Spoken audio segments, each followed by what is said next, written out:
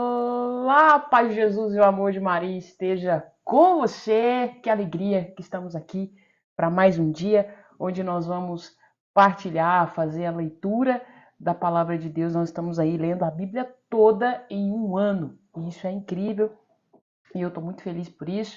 Nós já estamos aqui no 16º dia e que bom que você está aqui. A gente está junto mais uma vez para mais um dia. Hoje nós vamos estar partilhando aí os capítulos 37 e 38 de Gênesis e também aí o Salmo 19. Então, é uma alegria tremenda estar aqui com você. Já vamos iniciar então com a nossa oração para a gente começar a nossa leitura e também aí o nosso estudo e a nossa reflexão de hoje. Amém? Em nome do Pai, do Filho e do Espírito Santo.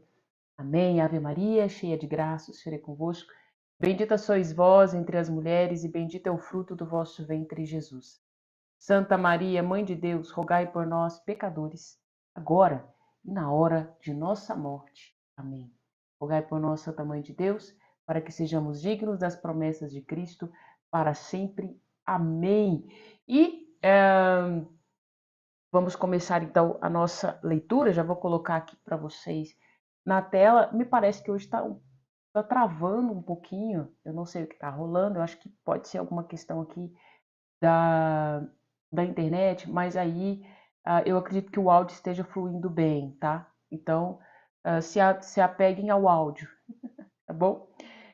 Mas eu acredito que logo vai ficar normal aí, tá bom? Então vamos começar a nossa leitura de hoje. Eu vou colocar aqui então na tela pra gente, né?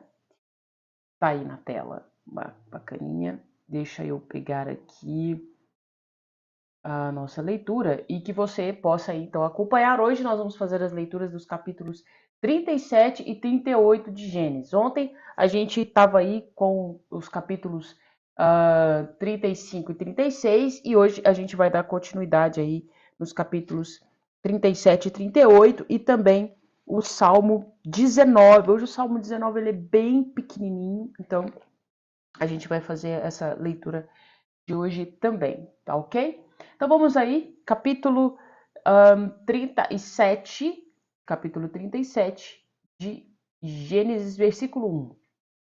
Jacó habitou na região onde seu pai havia morado, na terra de Canaã. Eis a história da descendência de Jacó. José, ainda jovem, com idade de 17 anos, apacentava o rebanho com seus irmãos, os filhos de Bala e os filhos de Zelfa, mulheres de seu pai. E ele contou ao seu pai as más conversas dos irmãos. Israel amava José mais do que todos os outros filhos de Zelfa, mulheres de seu pai. Perdão, aqui eu acho que eu coloquei aqui, ó. Aqui agora sim. Israel amava José mais do que todos os outros filhos, porque ele era o filho de sua velhice e mandara-lhe fazer uma túnica de várias cores.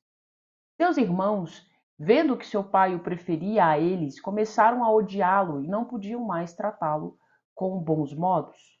Ora, José teve um sonho e contou aos seus irmãos, que detestaram ainda mais. José disse-lhe: Ouvi o sonho que tive. Estávamos ligando feixes no campo, e eis que o meu feixe se levantou e se pôs de pé, enquanto os vossos o cercavam e se prostravam diante dele. Seus irmãos disseram-lhe: Quereis porventura reinar sobre nós e tornar-te nosso senhor?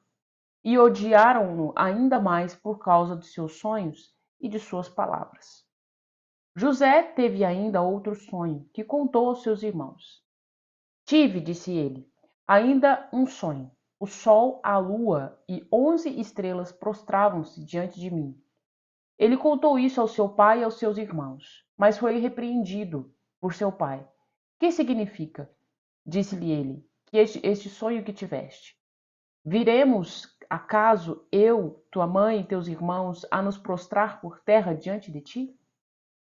Seus irmãos ficaram, pois, com inveja dele, mas seu pai guardou a lembrança desse acontecimento. Os irmãos de José foram apacentar os rebanhos de seu pai em Siquém. Israel disse a José: Teus irmãos guardam os rebanhos em Siquém. Vem, vou mandar-te a eles. Eis-me aqui, respondeu José. Vai, pois, ver se tudo ocorre bem a teus irmãos e ao rebanho, e traze-me notícia deles. Traze-me. Cadê? Opa, perdi aqui. Ele encontrou. Os irmãos, os irmãos, e traz-me notícia deles. Achei aqui. Enviou-o do vale de Hebron e José foi a Siquém. Um homem encontrou-o vagando pelo campo. Que buscas? Perguntou ele. Busco meus irmãos, respondeu ele. Diz-me onde apacentam os rebanhos. E o homem respondeu: Partiram daqui, e ouvi-os dizendo: Vamos para Dotaim. Partiu então José em busca dos seus irmãos e os encontrou em Dotaim ou Dotaim. Eles os viram de longe. Antes que José se aproximasse, combinaram entre si como os haveriam de matar. E disseram uns aos outros: Eis o sonhador que chega. Vamos, matemo-lo e atiremo-lo numa cisterna.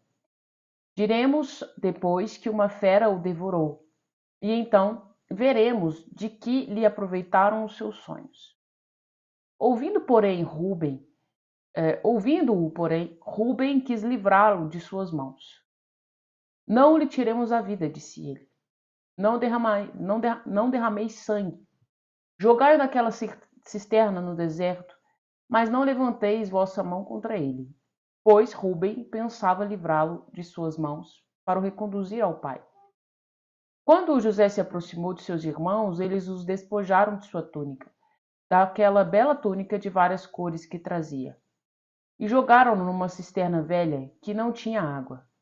E sentando-se para comer, eis que, levantando os olhos, viram surgir no horizonte uma caravana de ismaelitas vinda de Galaade.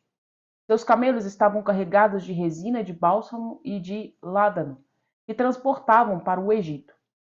Então Judá disse aos seus irmãos: Que nos aproveita matar nosso irmão e ocultar o seu sangue? Vinde e vendemo-lo para os ismaelitas. Não levantemos nossas mãos contra ele, pois afinal é nosso irmão, nossa carne. Seus irmãos concordaram. E quando passaram os negociantes madianitas, tiraram José da cisterna e venderam-no por 20 moedas de prata aos ismaelitas, que o levaram para o Egito. Rúben voltou à cisterna, e eis que José já não estava ali. Rasgou então suas vestes e voltou para junto dos seus irmãos. O menino desapareceu, disse ele. E eu, para onde irei? Tomaram então a túnica de José, mataram um cabrito e a mergulharam no seu sangue. E mandaram-na levar ao seu pai com esta mensagem: Eis o que encontramos. Vê se não é porventura a túnica do seu filho. Jacó reconheceu-a e exclamou: É a túnica de meu filho. Uma fera o devorou. José foi estraçalhado. E, rasgando as vestes, cobriu-se de um saco e chorou o seu filho por muito tempo. Todos os seus filhos e filhas vieram consolá-lo, mas ele não aceitou nenhuma condolência. É chorando, disse ele, que descerei para junto do meu filho na habitação dos mortos. Foi assim que seu pai o chorou. Os madianitas venderam-no a Putifar, no Egito, eunuco do faraó e chefe da guarda. Vamos então aqui agora fazer a leitura do capítulo 38.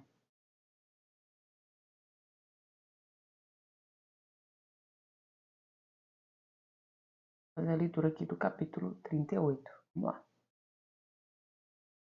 Versículo 1 do capítulo 38. Naquele tempo, Judá, apartando-se dos seus irmãos, foram para a casa de um homem de Odolã, chamado Ira. Ou Hira, né? A pronúncia aqui fica a critério. Judá viu ali a filha de um cananeu de nome Sué. e desposou-a, unindo-se a ela. Ela concebeu e deu à luz um filho, ao qual chamou Rer. Concebeu novamente e deu ao mundo um filho, e deu o nome de Onã. E teve ainda um filho, e chamou Sela. Judá estava em Casibe na ocasião desse nascimento. Judá escolheu para seu primogênito, uma mulher chamada Tamar. Porém, o primogênito de Judá, era mau aos olhos do Senhor, e o Senhor o feriu de morte. Então Judá disse a Onã: Vai, toma a mulher de teu irmão e cumpre teu dever de levirato, e suscita uma posteridade ao teu irmão.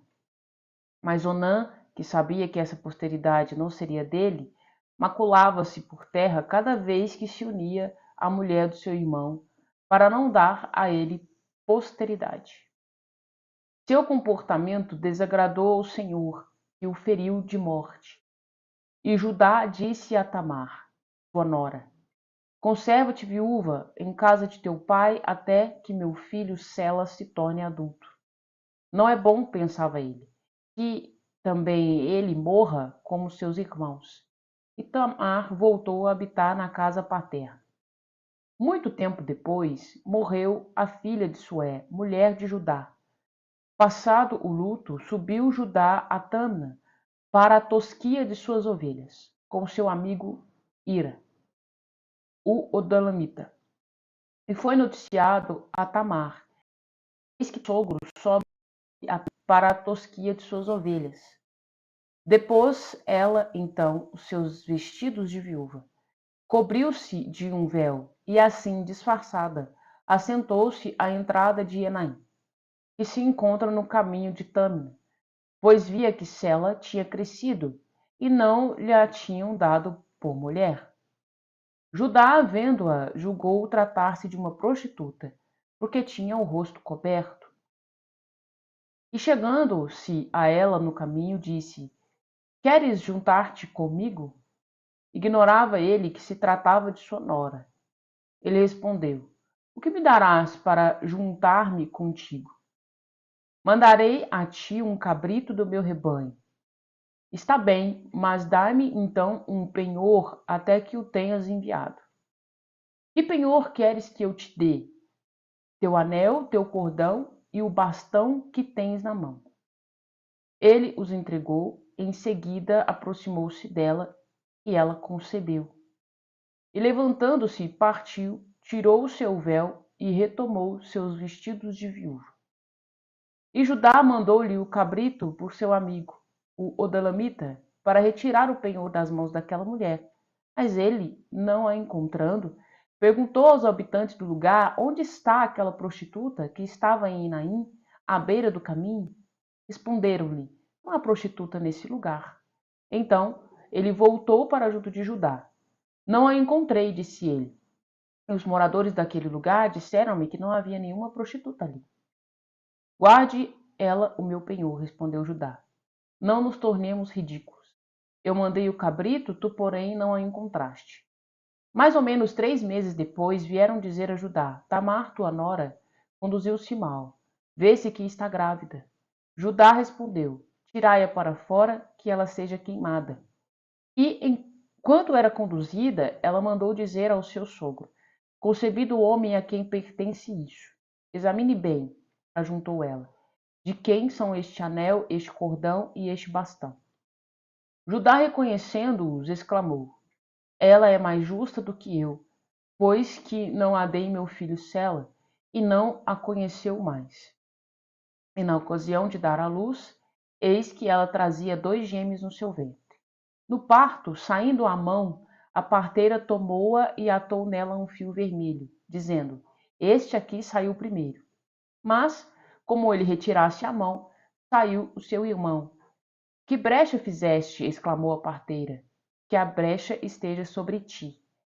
E chamou-lhe Farés. Em seguida, veio seu irmão, com um fio vermelho atado na mão. Deu-se-lhe o nome de Zara. Então, nós temos aqui o capítulo 38. E vamos então para o Salmo de hoje, né? A segunda leitura de hoje, que vai ser o Salmo 19, que vai dizer assim para nós: que o Senhor te escute no dia da provação e te proteja o nome de Deus de Jacó. Do seu santuário ele te socorra e de Sião ele te sustente. Lembre-se de tuas ofertas e aceite os teus sacrifícios. Conceda-te o que teu coração anela e realize todos os teus desejos. Possamos nós alegrar-nos com tua vitória e levantar as bandeiras em nome de nosso Deus. Sim, que o Senhor realize todos os seus pedidos. Já sei que o Senhor reservou a vitória para seu ungido e o ouviu do alto de seu santuário, pelo poder de seu braço vencedor. Uns põem sua força nos carros, outros nos cavalos. Nós, porém, a temos no nome do Senhor nosso Deus. Eles fraquejam e foram vencidos, mas nós, de pé, continuamos firmes. Senhor, dai vitória ao Rei e ouvi-nos no dia em que vos invocarmos. Então, esse é para nós o Salmo 19, também um salmo muito forte, que também vale a pena a gente ter ele aí no nosso dia a dia, né? Também fala da confiança. Aqui é um salmo de Davi, da confiança que devemos colocar no Senhor, né? E aqui ele vai dizer, isso é muito bonito, né? Já sei que o Senhor reservou a vitória para seu ungido e o ouviu do alto do seu santuário, né? Pelo poder do seu braço vencedor. Uns põem suas forças nos carros, nos cavalos, né? Hoje nós podemos traduzir, uns põem suas forças no seu dinheiro, nas suas posses, nos seus bens, nos seus números de seguidores, mas aqui ele vai dizer: nós, porém, temos no nome do Senhor nosso Deus, né? A nossa força está no nome do Senhor nosso Deus. Eles fraquejam e foram vencidos, mas nós de pé continuamos firmes. Senhor, dai vitória ao Rei e ouvi-nos no dia em que vos invocarmos. Então tá aí para nós o Salmo 19, que também é um salmo muito, muito forte, né? Que a gente possa então hoje rezar com esse salmo durante esse dia 22 de janeiro, né? Muito provavelmente você não vai estar assistindo no dia 22 de janeiro, mas hoje nós estamos gravando esse vídeo aqui, fazendo esse estudo no dia 22 de janeiro, no 16º dia do nosso estudo. Então vamos então para o capítulo 37 e 38 de Gênesis, né? Bom, nós temos agora, começamos no capítulo 37, o ciclo patriarcal de José. E, como eu disse, nada na palavra de Deus, nada na escritura, ela é em vão. Então, nós temos aqui, tudo é proposital, né? Então, nós temos aqui um relato. O capítulo 37 vai começar assim. Jacó se estabeleceu no país cananeu, a terra que seu pai havia residido. Essa é a história de Jacó. José tinha 16. Então, essa é a história de Jacó. E aí começa a contar a história de José e depois começa a contar a história de Judá.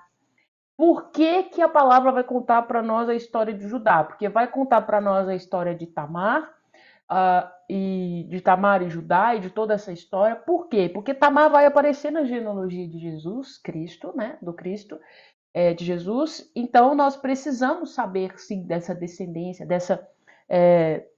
da história de Judá, para a gente entender aqui de onde que veio essa tal dessa Tamar que aparece aí na genealogia de Cristo, né?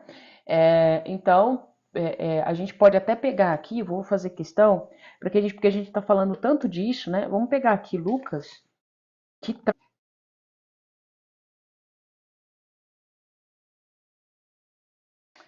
Então, nós temos até no Evangelho a genealogia de Jesus em Mateus 1, né?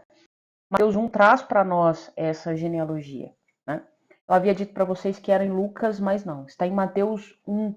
E nós vamos até ler essa genealogia para que a gente possa entender algumas coisas, né? A genealogia de Jesus vai dizer o seguinte: da linhagem de Davi, da linhagem de Abraão. Abraão gerou Isaac, Isaac gerou Jacó, Jacó gerou Judá e seus irmãos. De Tamar, Judá gerou Farés e Zara. Farés gerou Esrom, Esrom gerou Arã, Arã gerou Aminadab, Aminadab gerou Nasson, Nasson gerou Salmão. De Raabe, Salmão gerou Boz, de Ruth Boz gerou Obed, Obed gerou Jessé, Jessé gerou o rei Davi. Da mulher de Urias, Davi gerou Salomão. Salomão gerou Roboão, Roboão gerou Abias, Abias gerou Asaf. Asaf gerou Josafá, Josafá gerou Jorão, Jorão gerou Uzias, Uzias gerou Joatão, Joatão gerou Acás, Acás gerou Ezequias, Ezequias gerou Manassés. Manassés gerou Amon, Amon gerou Josias, Josias gerou Joconias e seus irmãos, por ocasião da deportação para a Babilônia. Depois da deportação para a Babilônia, Jeconias gerou Salatiel, Salatiel gerou Zorobabel. Zorobabel gerou Abiúde, Abiúde gerou Eliassim, Eliassim gerou Azor. Azor gerou Sadoc, Sadoc gerou Aquim, Aquim gerou Eliúde. Eliúde gerou Eleazar, Eleazar gerou Matã, Matã gerou Jacó.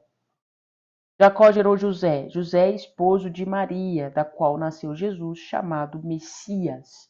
Então aqui a gente vê que Tamar aparece aqui. Então a gente precisa de saber a história dela, né? Isso é muito importante. Então, por que conta a história de José, mas também conta a história de Judá? Por causa disso.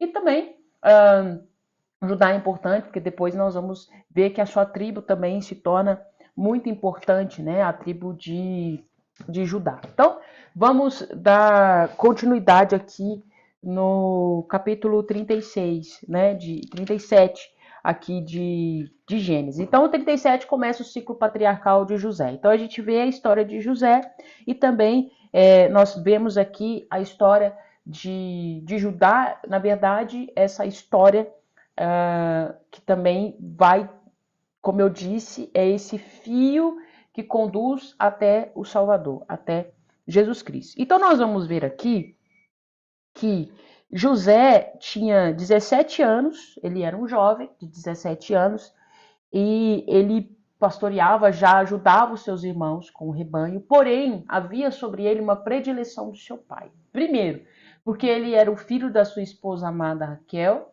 e segundo, porque Jacó via em José algo diferente. Ele via que naquele menino havia uma promessa. Por isso que assim que ele viu Raquel, ele amou aquela mulher, porque ele sabia que era aquela mulher que daria para ele um filho da promessa, né?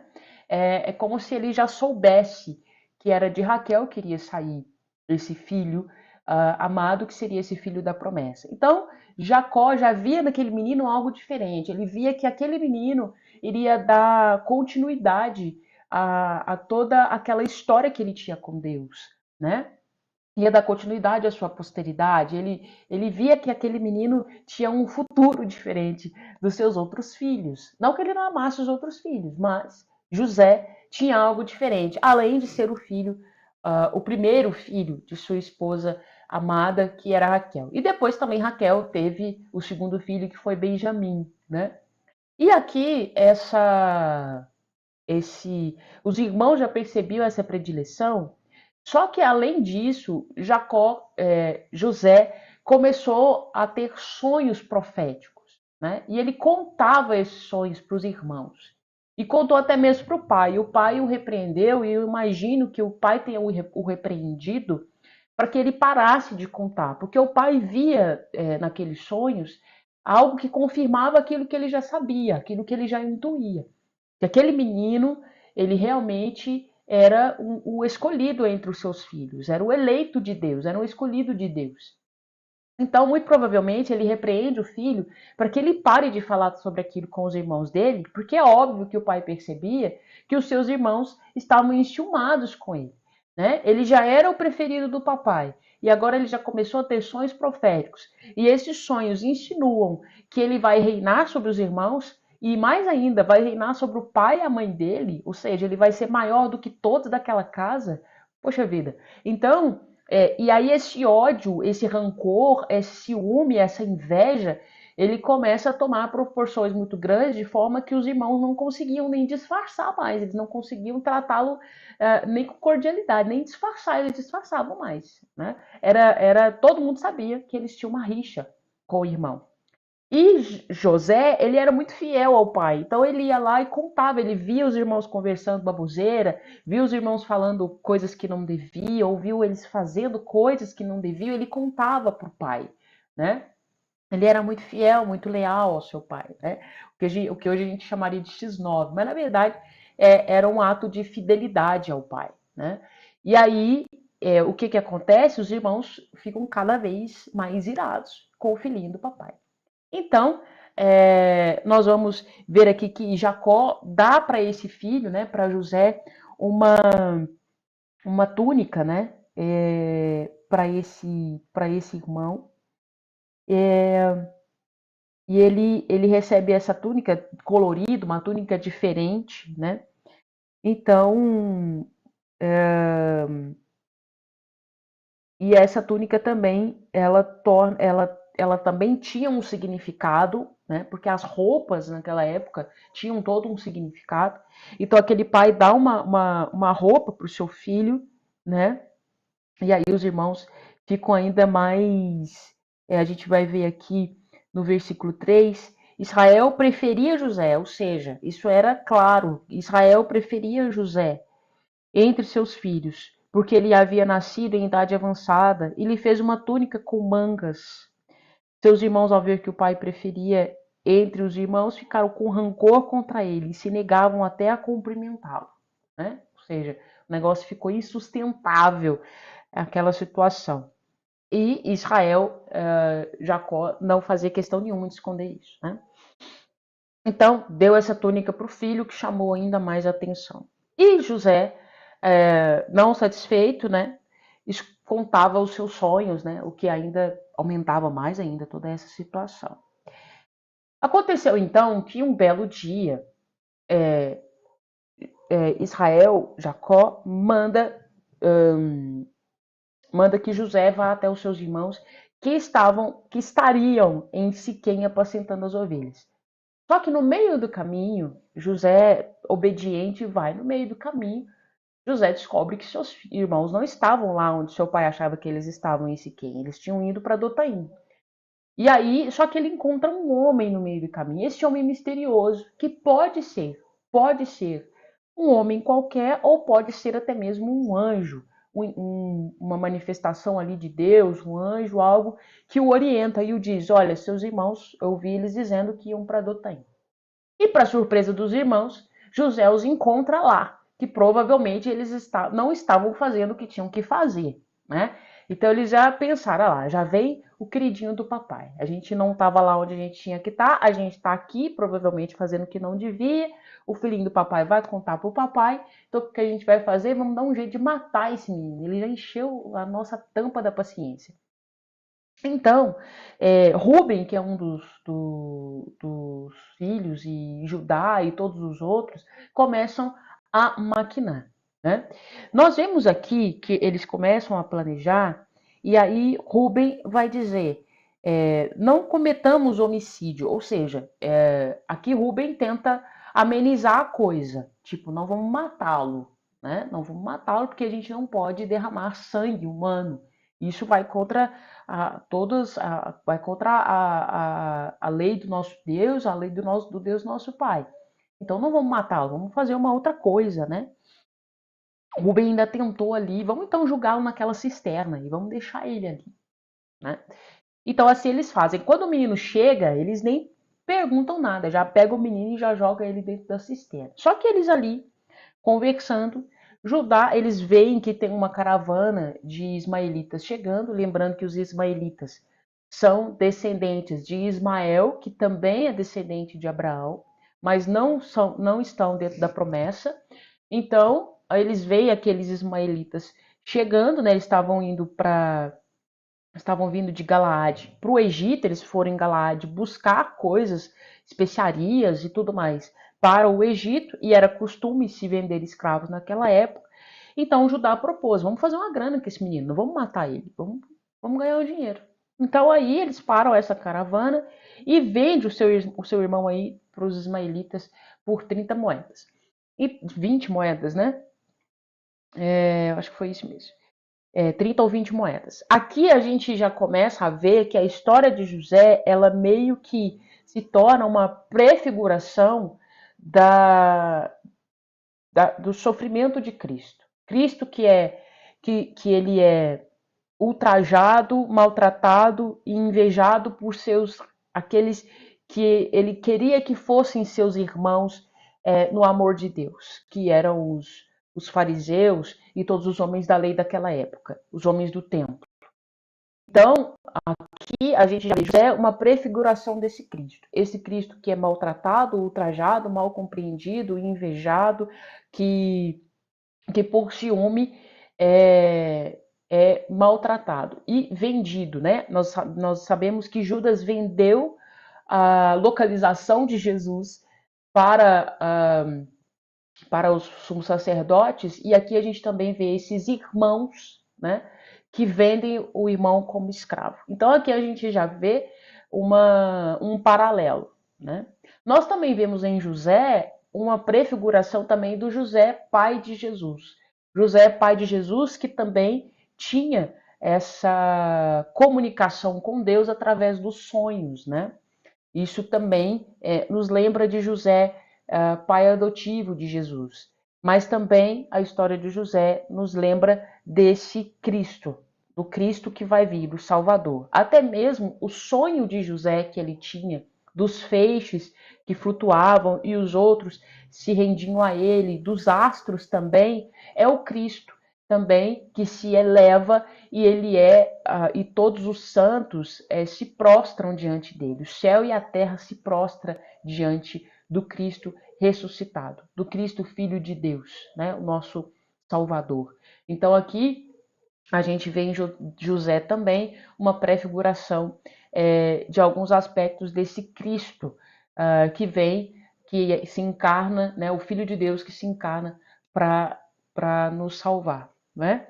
Então, José é vendido para esses ismaelitas e depois eles levam ele para uma feira, né, um comércio que tinham de escravos, e quem acaba comprando José é Potifar, que também era um homem de confiança do faraó, né? Vai dizer aqui para nós, né, que ele depois vai ser comprado. Mas, durante isso, o que eles fazem? Eles arrancam a túnica de José, mergulham ela no sangue. Então, ali a gente vê a maldade, né, que estava ali. Eles mergulham no sangue, ou seja, mergulham naquele sangue que é a pura maldade daqueles irmãos, né, uma crueldade tremenda, e mandam para o seu pai, para que o pai mesmo possa ver se era ou se não era. É óbvio que era, né? Eles sabiam que o pai iria identificar. E aí a gente vai ver que Israel, Jacó, entra num luto que dura anos e anos e anos, e ele se recusa a sair desse luto, né? Ele já estava vindo do luto da sua mulher, que havia falecido, da sua mulher que era querida, e quase ninguém fala disso, e aí logo depois ele tem a morte do seu filho amado, aquele que tinha uma esperança, né? É claro que tinha Benjamim, mas mesmo assim José era o filho que tinha conquistado o seu coração. Então ele entra num luto profundo, né? Para não dizer numa depressão profunda por causa da morte do seu filho. O que acontece? Judá não suporta isso, então ele se aparta dos irmãos, ele se separa dos irmãos e ele vai para outra terra. E aí ele aqui vai dizer para nós que ele se casa, né? Vai dizer já no capítulo 38, que já começa a contar para nós a história de Judá, vai dizer: nesse tempo Judá se apartou de seus irmãos. Ou seja, Judá ele não conseguiu conviver com aquilo, né? Com aquela mentira, com aquela omissão e com aquela atrocidade que eles tinham cometido. Né? Tanto que Rubem, ele sai de pé dos irmãos, mas quando ele volta, ele vê o que tinha acontecido e fala assim: cadê o nosso irmão? Né? Porque ele se afastou um pouco, ele queria meio que esfriar a cabeça, não sei, né? Ele se afasta e quando ele volta, ele não encontra o menino. Né? E ele fala: cadê o nosso irmão que estava aqui? Ele não está na cisterna, o que aconteceu? Né? E Judá, que foi aquele que deu a ideia de vender o irmão, ele não suporta a culpa, então se separa dos irmãos, né? E aí o que acontece? Judá viu uma mulher cananeia, então Judá ele se casa com uma cananeia chamada Sué. Ele tomou-a por esposa e teve relações com ela. Então ele se casa com uma cananeia, ou seja, tipo, indo contra, né? Contradizendo todas as leis da sua família, do seu pai e do seu Deus. Ele se casa com uma cananeia. Porém, aqui, o que acontece? Ele tem esses 3 filhos, e aí ele arruma para os seus filhos. Judá procurou uma mulher chamada Tamar para seu primogênito Ré. Ré era o primeiro filho dele. Naquela época, naquele tempo, nós tínhamos uma lei que chamava Lei do Levirato. Essa Lei do Levirato, o que ela dizia? Ela dizia o seguinte: se um homem se casa e ele morre, né, antes de ter um filho, o seu irmão seguinte, né, ele deve se casar com essa mulher e ter um filho com ela. Mas esse filho não é do irmão, esse filho é do irmão que morreu. Ele vai garantir uma descendência para que essa descendência dê continuidade e seja também o herdeiro dos seus bens. Essa é a lei do levirato. Tanto que no Evangelho nós temos uma passagem em que, se eu não me engano, acho que foi os fariseus mesmo, ou os saduceus, não sei, perguntam para Jesus sobre essa lei do levirato. Eles dizem para ele: olha, nós temos uma situação aqui, está falando do céu, né? Eu acho que eram os saduceus mesmo, porque eles não acreditavam em vida depois da morte, assim. Então eles perguntaram para Jesus: uma mulher se casa com um homem, depois ela se casa com o irmão, depois com outro irmão, depois com outro irmão, por causa da lei do levirato. E aí eles perguntam para ele: na eternidade, essa mulher vai ser, de quem que vai ser essa mulher? E aí Jesus responde: não vai ser de ninguém, né? Então, aqui nós temos essa lei do levirato. E o que acontece? Ele deu Tamar para se casar com Ré, só que Ré ele era um homem mau. Ele desagradava o coração de Deus. Então, Deus deu um jeito de matar Ré. Tá bom? Então, muito provavelmente aqui, porque Deus estava protegendo a descendência, né? Estava protegendo aquela descendência. Então, depois de Ré, o primogênito de Judá, desagradava o Senhor, ele morreu. Então, ele deu o seu irmão, o seu outro irmão, né, o cunhado, para suscitar descendência. Mas Onã, aqui isso é muito importante. Sabendo que isso aqui várias camadas, como diz. Onã, sabendo que a descendência não seria sua, quando se deitava com a mulher de seu irmão, derramava por terra para não suscitar descendência. Ou seja, aqui está dizendo de um pecado sexual. Ou seja, que é o coito interrompido, podemos dizer assim, né? Ou seja, ele tinha relações, só que ele derramava, né? Aqui vai dizer, derramava por terra, ou seja, ele interrompia o coito e descartava o sêmen, né? Vamos dizer assim. E isso desagradava profundamente o coração de Deus. Não desagradava tão profundamente o porquê, porque ele pensava, essa descendência não vai ser minha, então eu não vou dar esse filho para essa mulher. Mas o que ele fazia com isso? Né? Então são várias camadas. Então Onã também desagradou o coração de Deus de várias formas. Primeiro, por causa do seu egoísmo, porque ele pensava, não vou dar uma descendência, porque essa mulher vai ter um filho que não vai ser meu. E mais do que isso, essa pessoa, essa criança, né? Ele que vai herdar os bens do meu irmão. Então ele se recusa. Mas mais do que isso, o que ele faz para que isso não aconteça desagrada ainda mais. Porque é também um pecado de luxúria, também é um pecado que entra aqui na poné, também é um pecado da carne. Então isso também desagrada profundamente o coração de Deus, né? E aí o que acontece? Esse irmão também ele morre, né? E aqui a Senhor vai dizer, a palavra vai dizer, o Senhor reprovou o que ele fazia e o fez morrer também. Ou seja, eles morreram não por causa da Tamar, eles morreram porque eles eram homens maus que desagradavam o coração de Deus, né? Então, Judá pensou: eu não vou dar meu terceiro filho para esse terceiro filho morrer também. Ele pensava que a culpa era dela, mas não era dela, era das atitudes deles, né? Então, o que ele faz? Ele manda a viúva para a casa do pai e diz: quando o meu terceiro filho mais novo tiver com a idade de casar, você vai se casar com ele, ou seja, para que ele pudesse cumprir essa lei do levirá.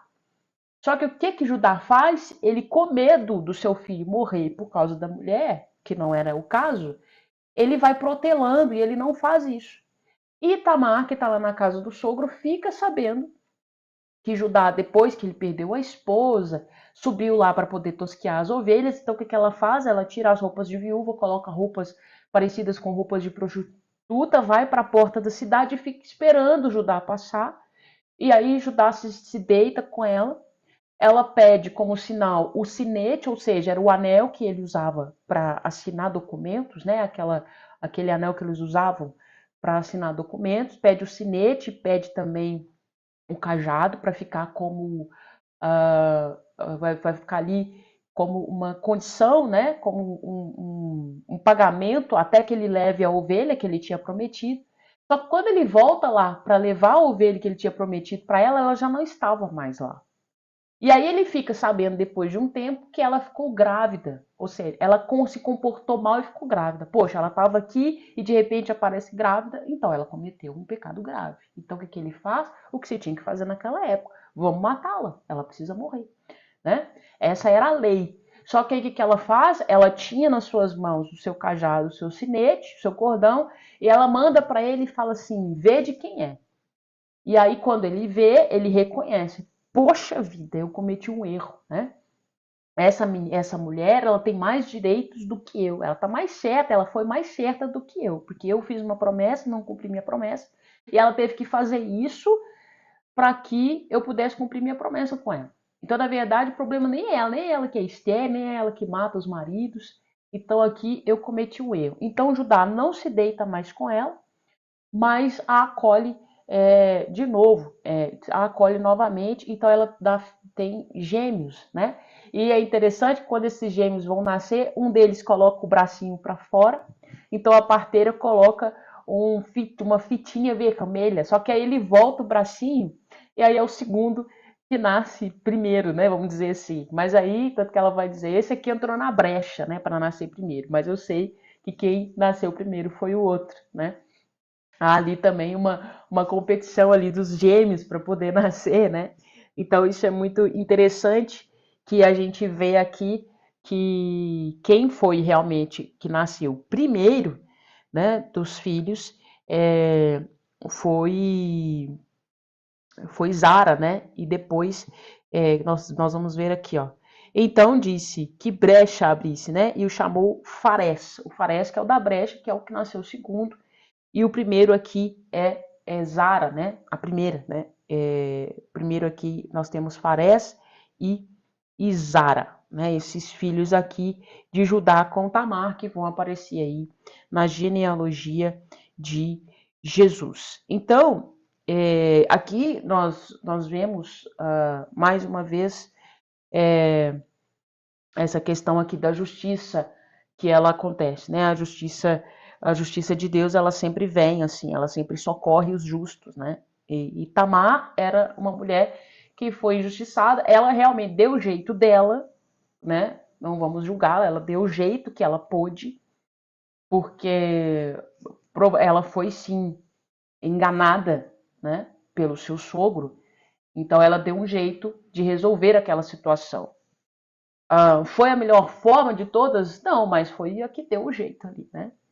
E tanto que nós vemos que a palavra ela é tão fiel que ela não nos oculta. Então, quando a gente vê a genealogia de Jesus, a gente pensa assim: meu Deus do céu, que povo problemático. Então, Jesus vem para remir toda essa descendência dele. Pensa nisso. Quando Jesus vem, ele se encarna e nasce.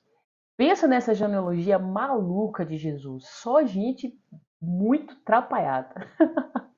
É incrível isso. E aí, Jesus, você já pensou nisso?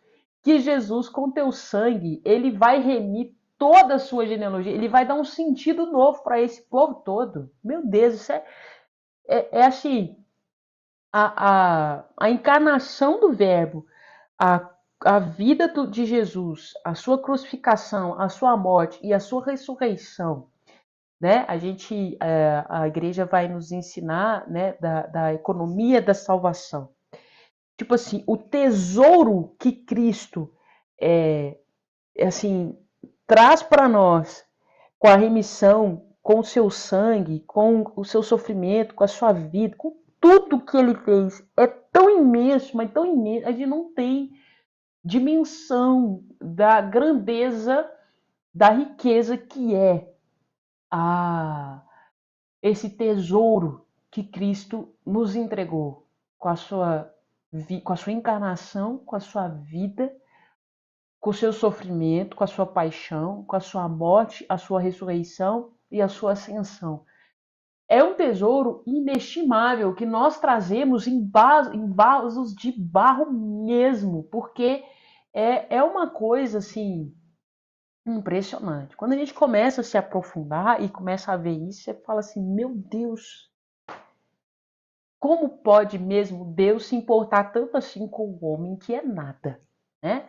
Nós temos ah, uns salmos, né, que diz como que o Senhor pode se importar com um homem que é nada? O Senhor na sua grandeza, na sua beleza, na sua altivez, na sua onipotência, onisciência, onipresença, tipo, como que o Senhor pode se lembrar de mim, se lembrar de nós, se importar? Meu Deus, é uma coisa que realmente não entra na nossa cabeça, porque a nossa mente realmente, se nós compreendêssemos e se nós víssemos, eu acho que realmente, eu acho não, nós morreríamos mesmo. Então, essa limitação que nós temos, ela é até uma permissão de Deus mesmo, porque eu acho que a gente enlouqueceria de amor. Não enlouqueceria, mas nós nos enlouqueceríamos de amor.